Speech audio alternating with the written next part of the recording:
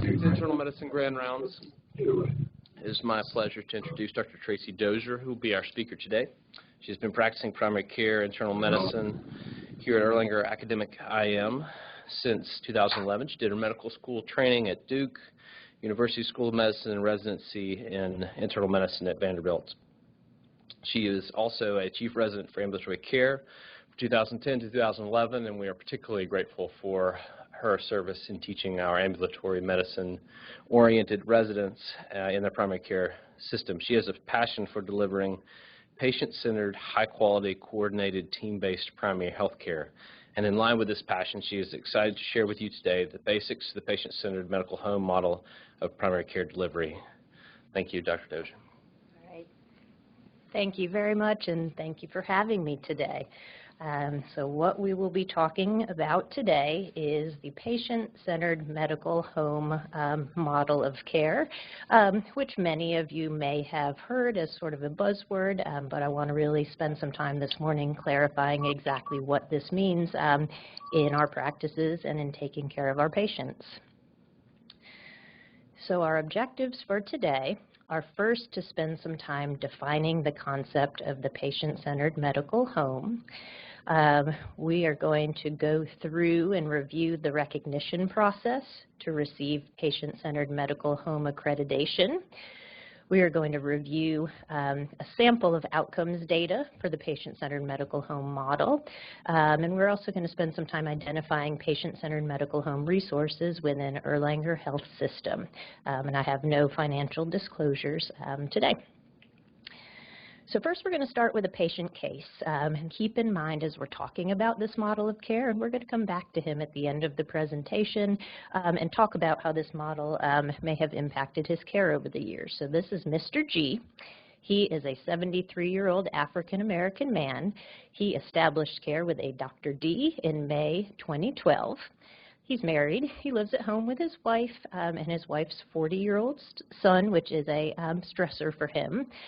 He amazingly worked doing physical labor at a local brewery until last year at the age of 72, despite his many physical disabilities. He experiences social isolation. He has infrequent social contact with family and friends. He's experienced the passing of many of his friends in recent years. He has no regular group involvement. He experiences financial strain and reports that it's somewhat hard to pay for basics like food, housing, medical care, and heating. And he has frequent difficulty adhering to his prescribed medicine regimen, which we'll understand in a minute. So his problem list, so he is complex like many of the patients we care for. He has type 2 diabetes. His A1C over the years has ranged anywhere from 6.9 well controlled to 12.2, largely depending on how adherent he is to his medicine regimen at the time. He has complications of autonomic neuropathy with orthostatic hypotension and gastroparesis, moderate diabetic retinopathy. He's underweight with a BMI of 18.5. He has an extensive history of tobacco use with a 100-pack-year history of smoking, although he did quit in 2018. He has cervical spinal stenosis with myelopathy and radiculopathy affecting his gait and balance and also causing significant chronic pain.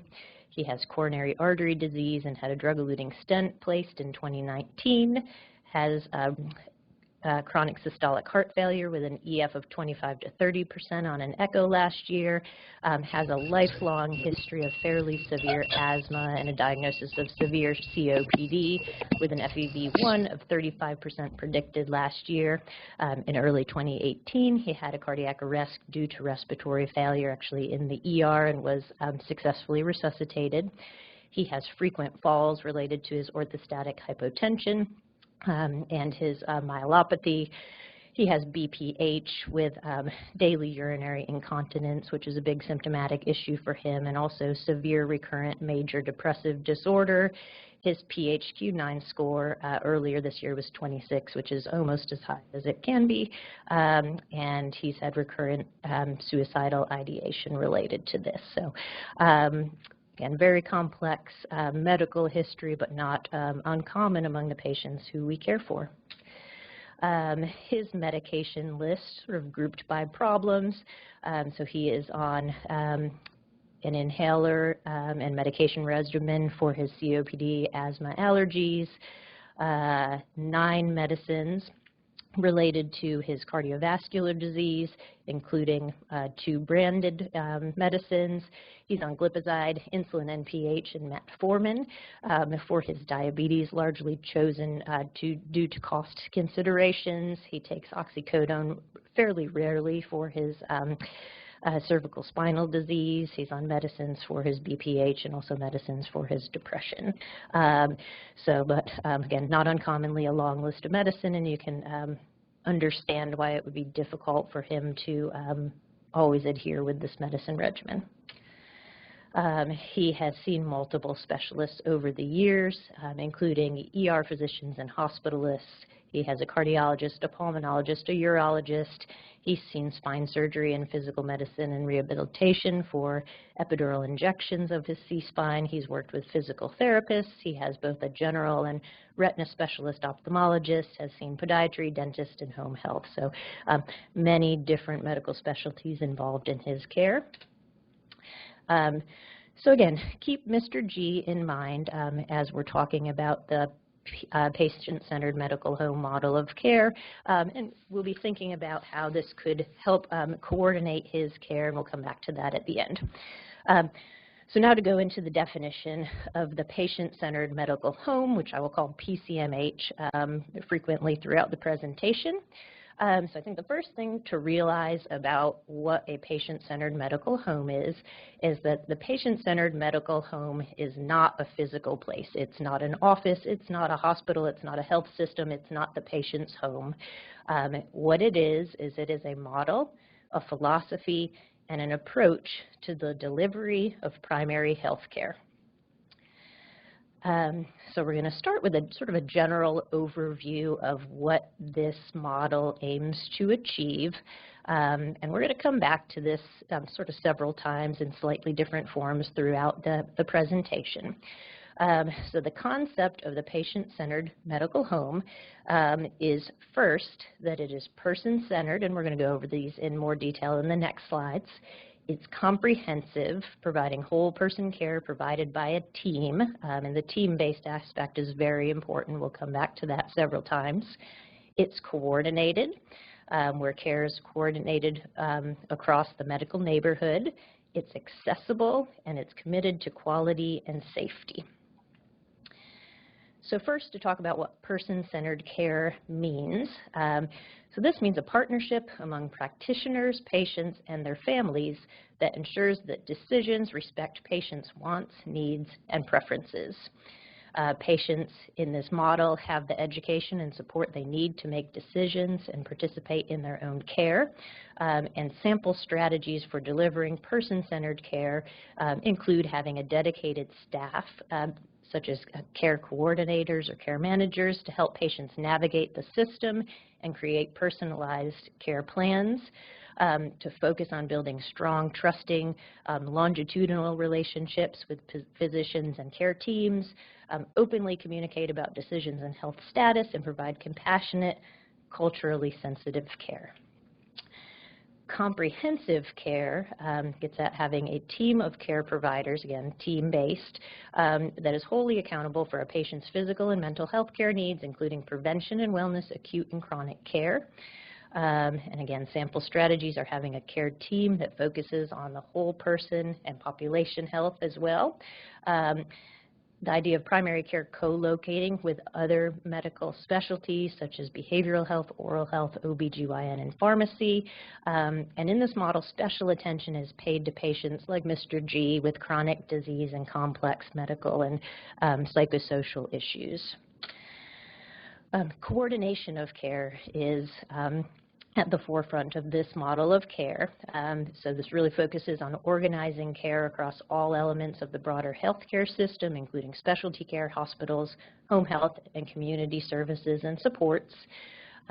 Sample strategies include good documentation and communication across providers and institutions, and really focusing on this documentation and communication. And communication and connectedness is enhanced by health information technology, including robust electronic medical records. So this graphic just sort of gets at the patient-centered medical home as the center of this medical neighborhood, and really the PCMH having a main responsibility for coordinating and communicating care over across healthcare delivery organizations on this side, again, such as home health, hospitals, pharmacies, subspecialty care, and then also among community organizations on this side, such as schools, employers, public health, etc. Okay, next concept of the PCMH is that it's accessible, and it works to be increasingly accessible to patients. So goals are for patients to be able to access services with shorter waiting times, after-hours care, 24/7 electronic and telephone access, and strong communication, again, through health IT innovations such as EMR. Sample strategies are more efficient appointment systems, which offer same-day or 24/7 access to the care team, and use of e-communications, such as the MyChart feature in our EMR, and also telemedicine to provide alternatives for face-to-face visits and also allow for more access to after-hours care. And the final concept of the PCMH in this model is that it's committed to quality and safety. So clinicians and staff work to enhance quality improvement to ensure that patients and families can make informed decisions about their health. Sample strategies to improve quality and safety include, again, use of EHRs, clinical decision support tools, medication management. Part of the PCMH model is to establish quality improvement goals and continually work to meet those goals, and then also to use data to monitor and also report about patient populations and outcomes. So potential impacts for this model of care. So one major goal is that patients are more likely to seek care in the right place at the right time, that they are less likely to seek care from the emergency room or the hospital, to delay care or to leave conditions untreated. Providers are less likely to duplicate tests, labs, and procedures through better coordination and communication. There's better management of chronic disease and other illnesses, which can improve health outcomes. There's a focus on wellness and prevention to reduce the incidence and severity of chronic disease and illness. And then there's also a goal of cost savings resulting from appropriate use of medicine, fewer avoidable ER visits, hospitalizations, and readmissions. And when we go through some of the outcomes data, we'll look back and see what the data is in terms of these theoretical impacts of this model of care. So now we're going to spend a little bit of time going through the history of where this model of care came from. So for me, despite practicing at Academic and Internal Medicine, which has been PCMH recognized since 2016, the concept of a PCMH is a little bit nebulous, has been a little nebulous to me, and I think part of that is because sort of many of the concepts that we just talked about have been part of practicing medicine, and specifically part of practicing primary care, really since I have done my training and entered practice, but maybe just not as organized into as defined of a model. But primary care has not always been as well defined. So this goes over the history of sort of how primary care has been defined over the years, and specifically how the PCMH model has developed. So the term medical home was first used in 1967, introduced by the American Academy of Pediatrics to describe primary care that's accessible, family-centered, coordinated, comprehensive, continuous, compassionate, and culturally effective. So really similar to our definition today. In 1978, the Declaration of Alma Ata was introduced at the International Conference on Primary Health Care, and this was the first international declaration of primary health care's key role in promoting the health of all people. So this was sort of a start of defining exactly what is primary care. The World Health Organization lent its support to this principle in a report made in this same year.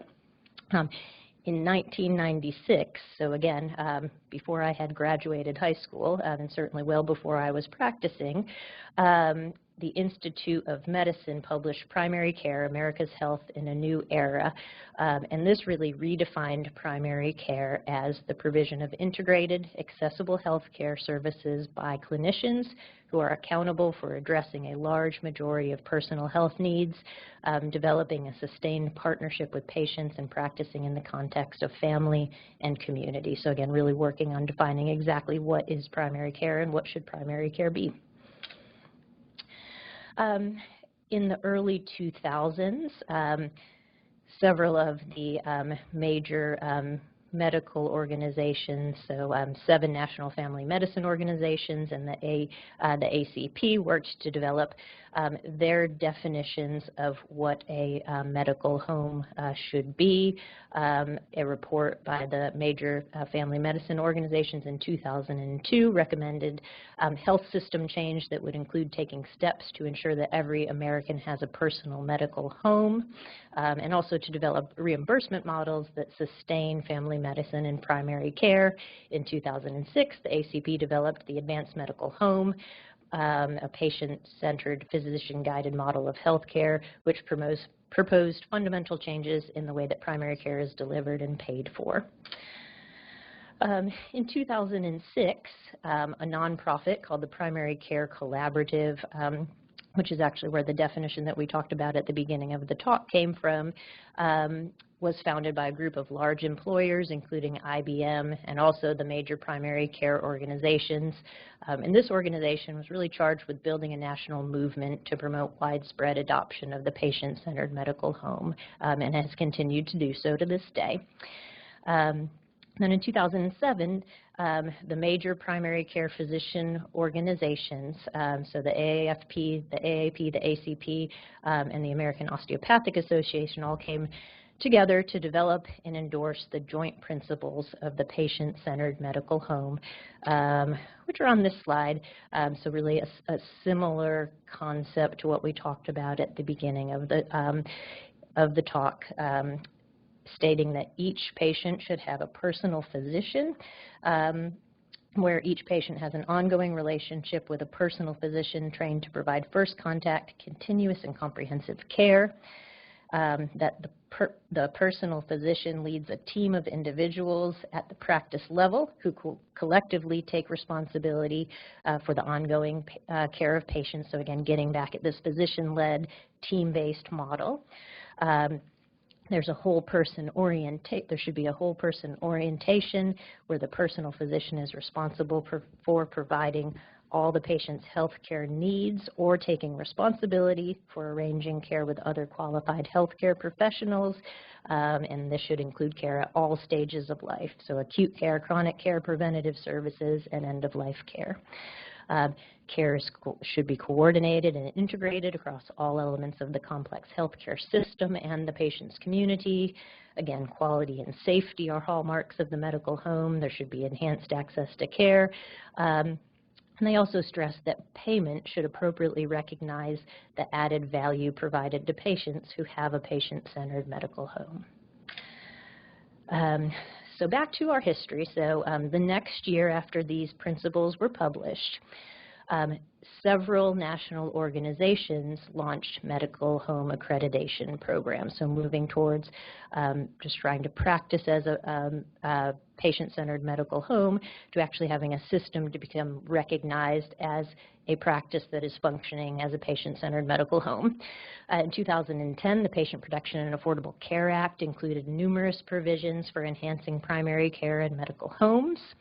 And then over the last decade, primary care practices have increasingly undertaken practice transformation to the PCMH model. And at the same time, Medicare and private insurers have developed shared savings and other payment incentives for selected primary care organizations that are functioning as PCMHs and providing efficient, coordinated, and patient-centered care. Okay, so now we're going to take some time to talk about what the PCMH accreditation process is. So once you decide this model makes sense, national organizations are encouraging that we practice primary care in this model, how do we go about actually transforming a practice to this model and achieving recognition and potentially reimbursement incentives to do so. So there are several national organizations that accredit patient-centered medical homes. The most widely used is the National Committee for Quality Insurance, and this is the organization which accredits Erlanger primary care practices. So this is something that's happening. It's not something that's going to happen. So currently about 14,000 practices nationwide, which is includes more than 70,000 clinicians, or about 20% of U.S. primary care physicians, are actively recognized by the NCQA as accredited patient-centered medical homes. Recognition really focuses on identifying best practices and core activities under the PCMH model and signaling that a primary care is in fact functioning as a PCMH. And currently, more than 100 payers, including federal, state, and commercial, support NCQA PCMH recognition through financial incentives, contracting arrangements, or by providing technical assistance. And we'll talk a little bit more about that in a bit. Okay, so the nuts and bolts of what this looks like.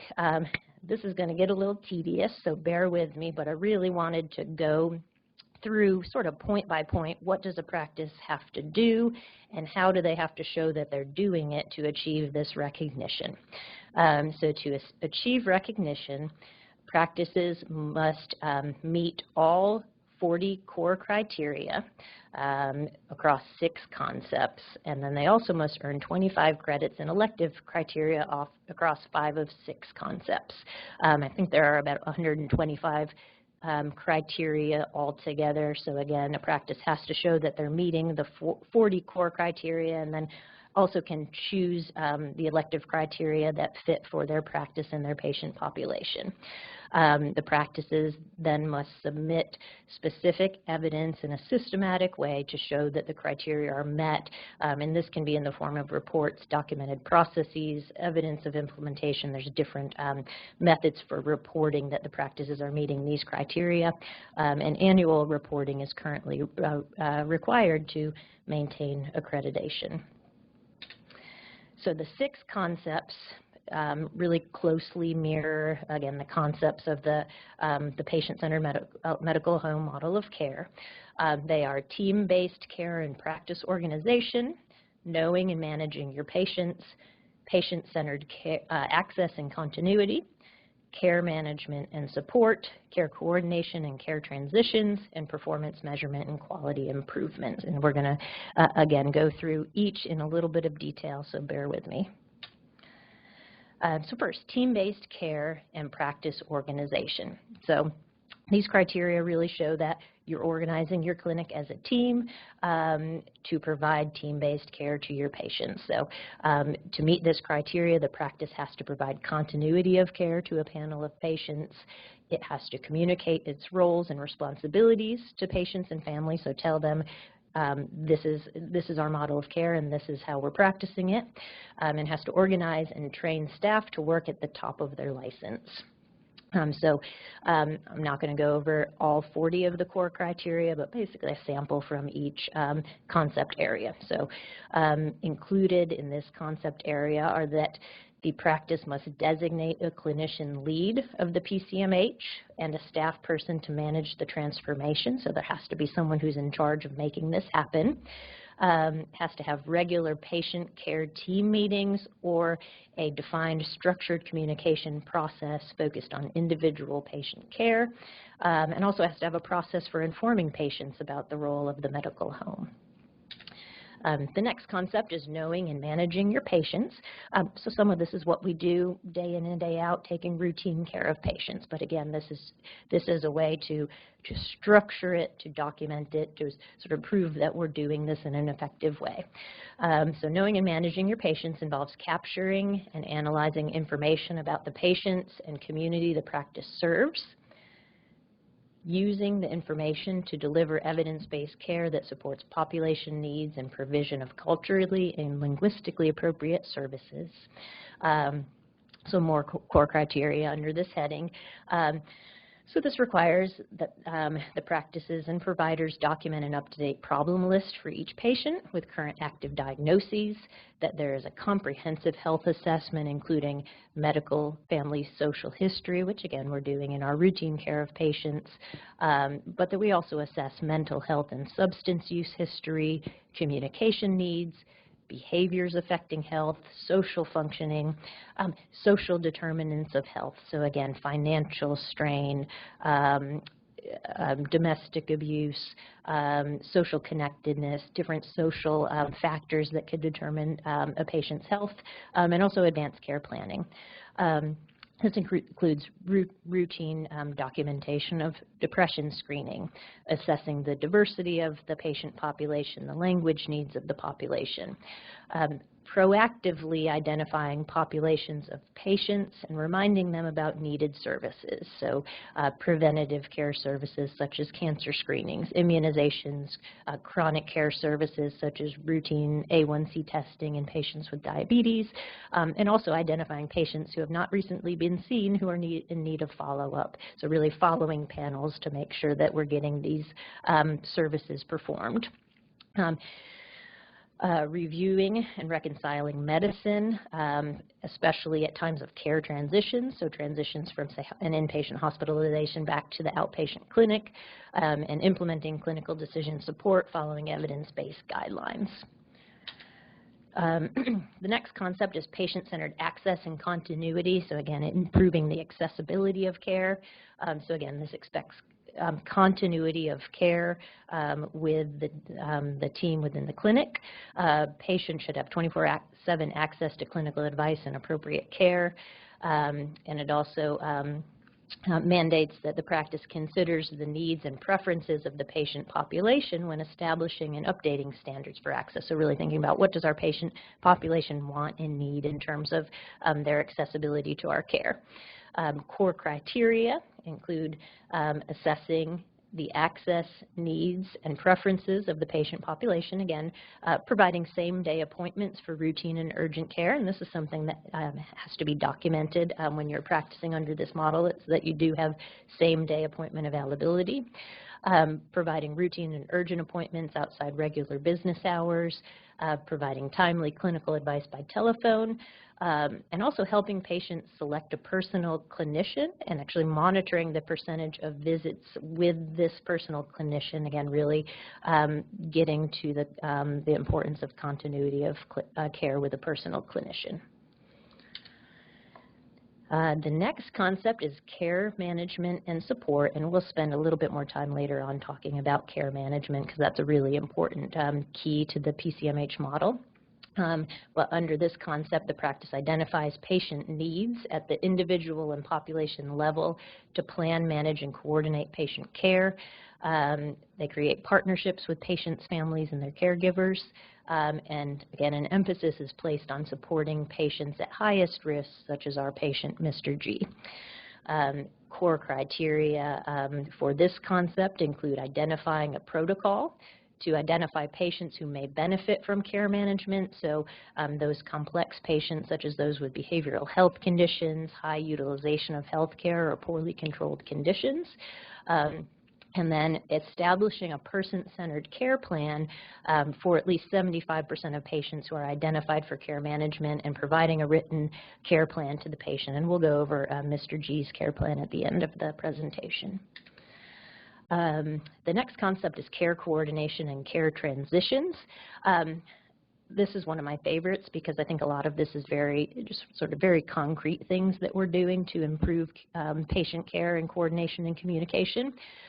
So under this concept, the practice has to systematically track tests, referrals, and care transitions to achieve high-quality care coordination, lower costs, improve patient safety, and ensure effective communication with specialists and other providers in the medical neighborhood. So to meet this, or criteria for this concept include that the practice has to have a system to systematically manage labs and imaging tests, so ways to track labs and imaging tests, flag overdue or abnormal results, and notify patients of results both normal and abnormal. And a lot of this we have a lot of this functionality within our EMR. The practice has to systematically manage referrals to specialists, showing that when a referral is made, the consultant is given the clinical question and any needed clinical data.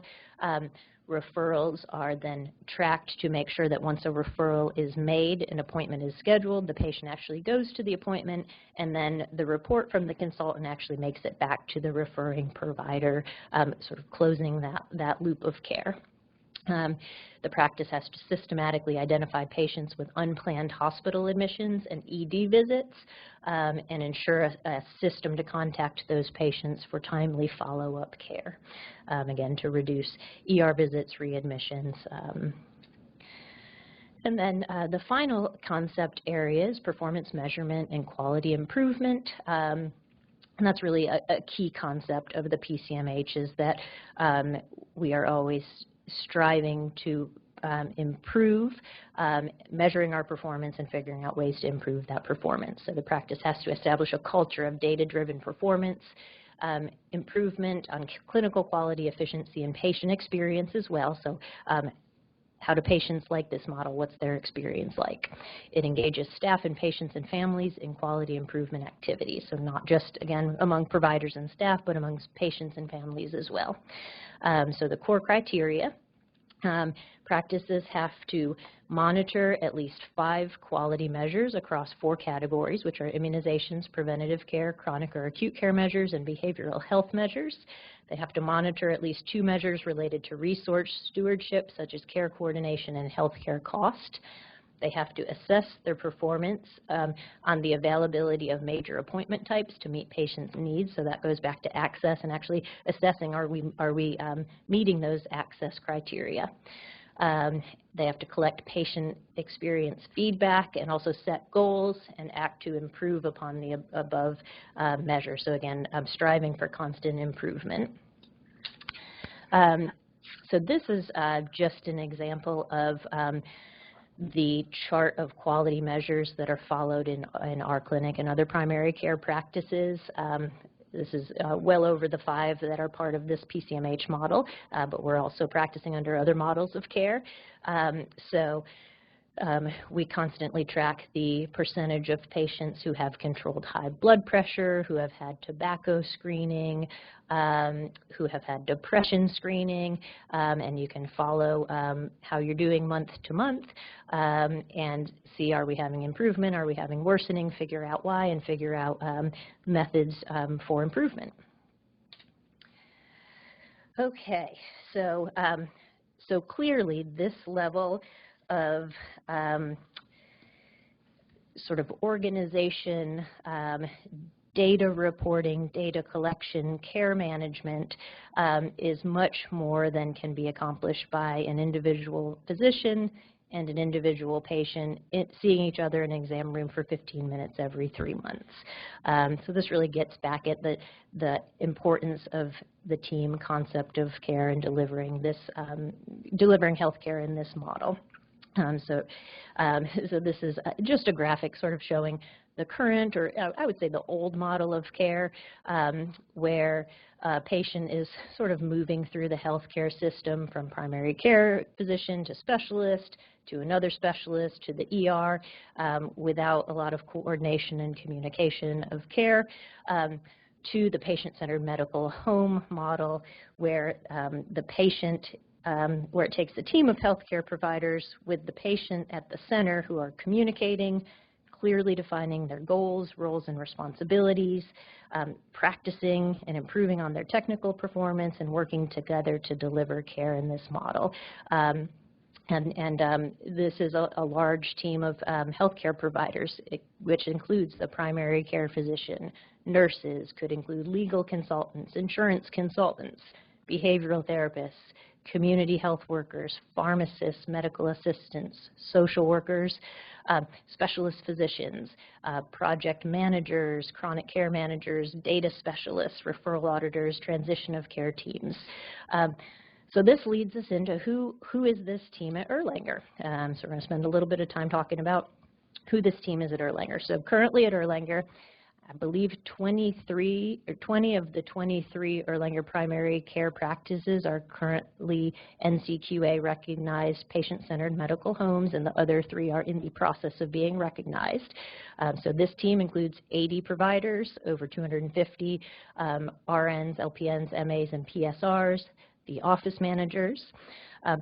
Julia McKay is the project manager over the PCMH certification at all of these practices, and is a PCMH certified clinical contact expert, and really I would say your main contact with any questions about PCMH in your practices.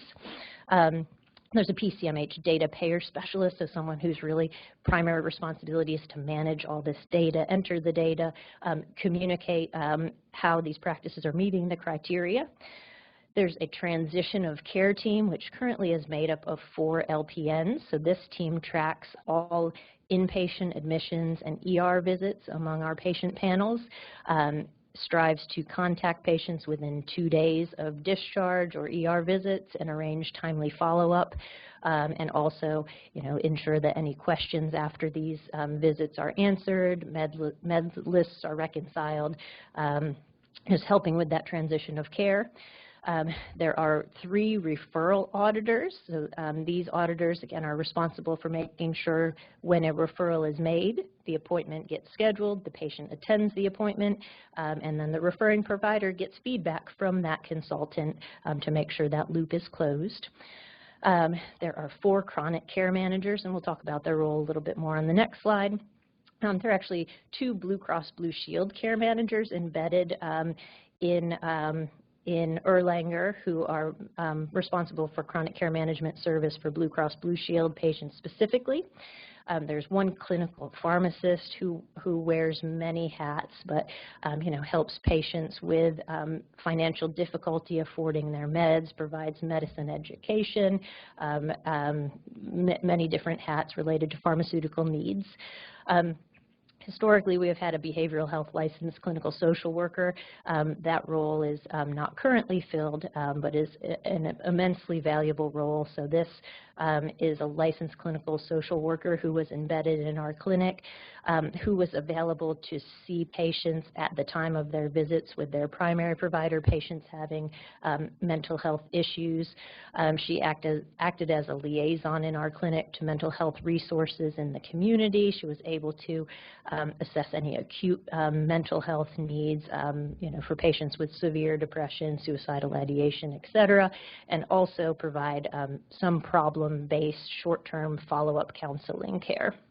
And then there are also additional employees, another care manager, an annual wellness visit specialist, and social work to help assess psychosocial needs of patients. So to talk a little bit more about what chronic care managers do, because this is a really important role in the PCMH model. So their job is to sort of oversee the care of a panel of complex high-risk patients. So part of their role is to identify and target high-risk populations within the practice, so figure out who are the patients in the practice who need this additional care management and would benefit from it. They assess over time the healthcare, educational, and psychosocial needs of these patients. They're responsible for developing a comprehensive, individualized plan of care and targeted interventions. They're really They really help the patient with self-management support, really focusing on empowering the patient to build a capacity for self-care. They focus on implementing systems of care that facilitate close monitoring of high-risk patients to try to prevent or intervene early during acute exacerbations. So, for example, contacting these patients by phone once a month to really see how they're doing and try to identify issues before they get to the point of, ER visits or hospitalizations. And then also coordinating patient care through ongoing collaboration with the PCP, the patient and the family, community, and other members of the healthcare team. So again, this gets back to the team-based care being primary to this model. Okay, so next question many people may have is, okay, this is a lot of additional employees. This sounds like it's going to cost a lot of additional money to provide this sort of level of care to patients in this model. So what are the costs and what are the potential financial benefits that could offset those costs of delivering care in this model? So there are certainly both upfront and ongoing costs of practicing within the PCMH model. So staff, processes, and systems that support key capabilities may require significant upfront investment, again, ongoing costs. So there are the direct labor costs, basically paying for the employees to serve in these different roles, training these employees, systems such as a high-functioning EHR. That was a major investment that Erlanger made within recent years, the facility and equipment needed, and then there are also fees associated with recognition as a patient-centered medical home. So what are the potential financial benefits that could offset these costs? So there are felt to be potential financial benefits for the PCMH model of care, both for practices that are paid under a traditional fee-for-service model where you get paid per patient seen, but also practices that are transitioning to being paid more on a value-based payment model. So one financial benefit is felt to be that this model promotes increased primary care utilization. So there's increased preventative care visits, increased screening visits, more timely follow-up care, which can increase the number of patients walking through the primary care clinic door, optimized scheduling, so to reduce gaps in the schedule of unfilled visits, decreased no-shows through enhanced communication with patients and just building those strong, trusting relationships, and then more efficient use of the care team. So again, really ensuring that everyone's practicing at the highest end of their license, which opens up clinicians to potentially seeing more patients if they're not spending time doing tasks that other providers could help with. It is felt that practicing in the PCMH model increases practice readiness for and alignment with value-based payment arrangements, so basically where payment is based on quality of care demonstrated rather than just quantity of care. There's potential reduction in medical liability insurance for patients who are, or for practices that are certified as patient-centered medical homes, and I believe our insurer, SVMIC,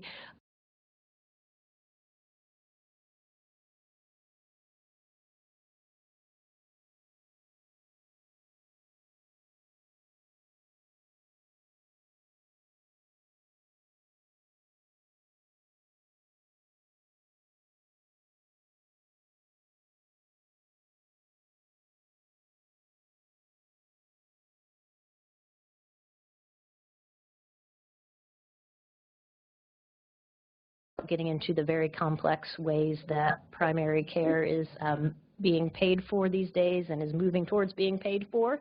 But there are different payment models that basically can encourage PCMH recognition. So there are different fee-for-service models where you get paid per visit per patient, but there's also an additional per member per month incentive for PCMH. So say you have 200 patients who are followed under a PCMH practice, you may get paid a few dollars extra each month for providing that care management. There are arrangements where there are higher reimbursement rates for fee-for-service care provided. There are models that tie payments to achievement of quality care measures, which is already being worked towards in the PCMH model. There are adjusted reimbursements based on participation in payer quality programs and quality scores. And then also practices participating in PCMH recognition and also in accountable care organizations are more likely to provide the quality and cost savings that are needed to sharing cost through those accountable care organizations. Just as an example, so for our AIM clinic, so several patients, or many of our patients are still paid for through a fee-for-service model, but we're also involved in the CPC Plus program, which is an advanced PCMH model where there is a monthly care management fee per member per month, and there are also performance-based incentives. We're also involved in the Vanderbilt Health Affiliated Network, ACO, where basically if we save money caring for a panel of patients, the ACO and the insurers share that cost savings with us. So Erlanger is already involved in many of these value-based payment systems.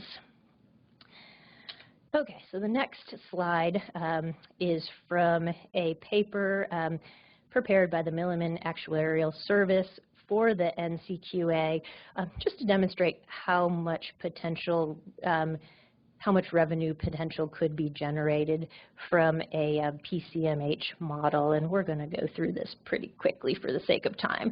But basically, in a traditional fee-for-service model, mainly based on increased patient visits, there's a potential 2% increase in revenue. A traditional fee-for-service model with a per member per month care management fee, a potential 10% increase in revenue. If there's an enhanced fee-for-service model with a per member per month fee, a potential 20% increase in revenue. And this just goes through a couple of other models. We're going to skip through this for the sake of time. Okay, so we know what the patient-centered medical home model of care is. We know how we define it. We know how financially it may be viable. We know why we think it may work, but are there outcomes that show that this really is an effective model of care that achieves its goal, and there really is an increasing amount of data that this is an effective model of care. So we're going to go through some of that data fairly quickly here. So this study, we're going to go back here, and we're going to look at it for different outcomes: cost savings, fewer ED and hospital visits, improved access, improved health, improved patient and clinician satisfaction, and increased preventative services. So this was a study comparing 308 NCQA recognized practices versus 1,900 control practices that showed PCMH recognition was associated with $265 lower average annual total Medicare spending per beneficiary, lower acute care hospital spending, fewer emergency department visits, 55 per 1,000 beneficiaries. A similar study comparing NCQA practices versus control practices that showed an over $1,000 lower average per patient total Medicare spending. This study looked at 7 recognized practices, mainly in a Hispanic population versus 1,900 control practices, showed that ED visits were reduced by 70 visits per 1,000 members per year, while at the same time, primary care clinic visits were increased by 163 visits per 1,000 members per year. So basically shifting that care into the primary care office to provide increased continuity of care, but also decreased cost of care. This is a VA study that looked at improved access to care, showed that in a PCMH model, the number of phone encounters increased, the number of use of personal health records increased, there was increased electronic messaging to providers, increased same-day appointments, and increase in the number of patients who were seen within 7 days of their desired appointment date. lots of data about improved outcomes. This is a chart of lots of different studies looking at outcomes. This study showed a 14% higher rate in diabetes control, 12% higher rate in cholesterol management, improved blood pressure control from 67 to 79%, 50% increase in diabetes patients with controlled blood sugar after 1 year, and this showed that a PCMH practice outperformed non-PCMH practices on blood pressure control in hypertension and diabetes patients, and also smoking cessation intervention measures.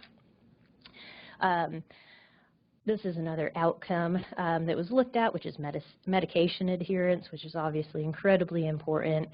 This compared PCMH practices versus controls and found that after 12 months, the mean rate of medicine adherence was 64% in PCMH practices versus 59% among control patients. This study looks at specifically patient satisfaction, so surveyed Medicare beneficiaries about their perceptions of PCMH care, basically showed that people want this kind of care, and those who are receiving this kind of care like it and feel that it is helping them. And then there's also several studies that show increased utilization of preventative services. So this study showed higher rates of breast, cervical, and colorectal cancer screenings. And this study was interesting because it showed especially an improvement in the lowest socioeconomic group. Demonstrated the PCMH model as a potential model to reduce disparities in healthcare as well.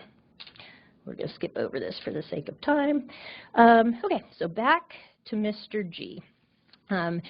So looking at his patient care from 2017 to present, so basically since we've been on our current EMR, he has had 21 office visits with his specific primary care provider, so basically every 1 to 2 months over the past few years. He's had 4 telemedicine visits with his primary provider. He's had 13 specialist visits within the Erlanger system. He's had 2 hospital admissions, 1 for respiratory failure in early 2018 and 1 for a non-ST elevation MI. He's actually had 0 additional ER visits other than the visits that led to those 2 hospitalizations. He was enrolled in a chronic care management program in November 2015. At that time, a patient-centered care plan was completed. Barriers to improving his health were identified, including smoking and his multiple chronic conditions. The symptoms he was most concerned about addressing were defined, including smoking cessation, diabetes control, the dizziness from his orthostatic hypotension, and pain management. His resources, his supports, his medicines, and his other healthcare providers were reviewed, and then treatment goals were set. So his goals were to use his medicines as directed, keep his appointments, quit smoking, improve diet compliance, and monitor his blood pressure and blood sugars. Over the next several years, he had over 14 phone contacts with a chronic care manager, LPN. So different topics that were discussed during those phone contacts were encouraging him on smoking cessation and providing resources, reviewing his lab results. During one conversation, it was identified that his Lantus was too expensive and therefore he wasn't taking it, and this facilitated a change to Novolin and insulin between his visits. He was reminded of dates and times of specialist appointments. He was provided with blood sugar logs and encouragement to complete them, and it was ensured that he had adequate supplies for testing. He missed one PCP appointment, and he was contacted by phone for rescheduling. Blood sugar logs were reviewed, and insulin adjustment was able to be made in consultation with the primary provider between appointments. His medicines and compliance was regularly reviewed. His diet was regularly reviewed. During one conversation, it was identified that he was having difficulty affording groceries and medicines, and he was provided with potential community resources. And also in March, at the beginning of COVID-19, he was contacted as a high-risk patient to review precautions. After his 2 hospital stays, he was identified by the transition of care team both times. He was contacted by phone within 2 business days of each hospitalization by a transition of care LPN. His ongoing symptoms, his discharge meds, and his needs were reviewed, and hospital follow-up with his primary provider was scheduled within a week or 2 of both of those hospitalizations. He's interacted with our pharmacists on a couple of occasions, mostly related to cost of his branded inhalers. At one point, our pharmacist contacted his insurance company to try to resolve formulary questions about his inhalers. On another occasion, our pharmacist assisted him with completing patient assistance forms. He also worked with our behavioral health licensed clinical social worker, and this was especially important for this patient who's very proud, who really was not willing to access mental health care elsewhere, but was willing to access mental health care within the trusted confines of our clinic. So at one visit where he was having particular difficulty with suicidal ideation, he worked with the licensed clinical social worker immediately after his PCV visit to assess that issue. He had several follow-up counseling sessions addressing his home stressors and his chronic illness. He also had telephone follow-up after any psychiatric med initiation or adjustment to ensure compliance and lack of side effects. He had referral coordination. At one point he was referred to a pain medicine specialist and missed the appointment. That was identified by the referral coordination team, and he was notified about the need to reschedule that appointment. As far as panel management of patients with diabetes, at one point he was identified as a high-risk diabetes patient and mailed a letter encouraging him to come to monthly follow-up appointments and reviewing recommended diabetes screening. At another point, he was mailed a diabetes report card educating him about his most recent A1C, LDL readings, blood pressure readings, microalbumin, his last eye exam. And then also I think it's important for us to remember how our EHR capabilities have contributed to his care. So certainly our EHR has provided enhanced communication between his primary team, his specialists, the hospital. All the records are on the same system. There's been several communications across the EHR about things important to his care through messaging between providers. The systems that track and notify of lab and imaging results are important for his care. And then also, this is not a service that he utilized, but electronic communication with patients is an important part of many patients' care as well. So back to his patient treatment goals. So in a single patient, it's sort of difficult to say, okay, how has this model of care impacted his care? But we'll make our best guesses. So back to his goals, to use medications as directed, I would say probably improved through a longitudinal relationship with his primary provider and the assistance of the care management services. He's been very good about keeping his appointments over the years. He was successful in quitting smoking. Maybe has had improved diet compliance through education and community resources, and maybe has monitored his blood pressure and blood sugar more than he would have in a more traditional system. Other probable or possible benefits, I would say absolutely patient satisfaction, in that we have developed a strong, trusting relationship between him, his personal physician, and his care team. Based on his problem list, maybe reduced hospitalizations than would be expected, maybe reduced ED visits, maybe improved health outcomes. So future directions for patient-centered medical home. So for those of you who are interested in primary care or practicing primary care, this is applicable today. For those of you who are planning on specialty practice, these concepts of care will probably be something that you become increasingly familiar with as well. There are already certification programs for patient-centered specialty practices. A core concept of the patient-centered medical home model is continuous improvement. So this is not something where we're a PCMH, we've done it, we're done. So we are always trying to improve on quality measures, improve on team communication.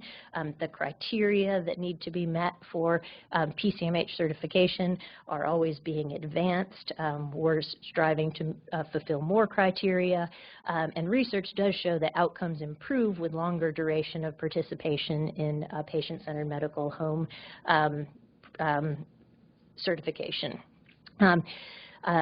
We need to continue to work to educate providers about what this means and engage providers so that this doesn't feel like just another box to check, but really feels like a way to transform the care that we're delivering to patients. We're going to be doing more and more of this as we continue to shift towards value-based payment for healthcare. So thank you very much for your time. These are a couple additional references and resources. If you're interested in learning more, there's lots out there to read about this and similar models of care. Thank you.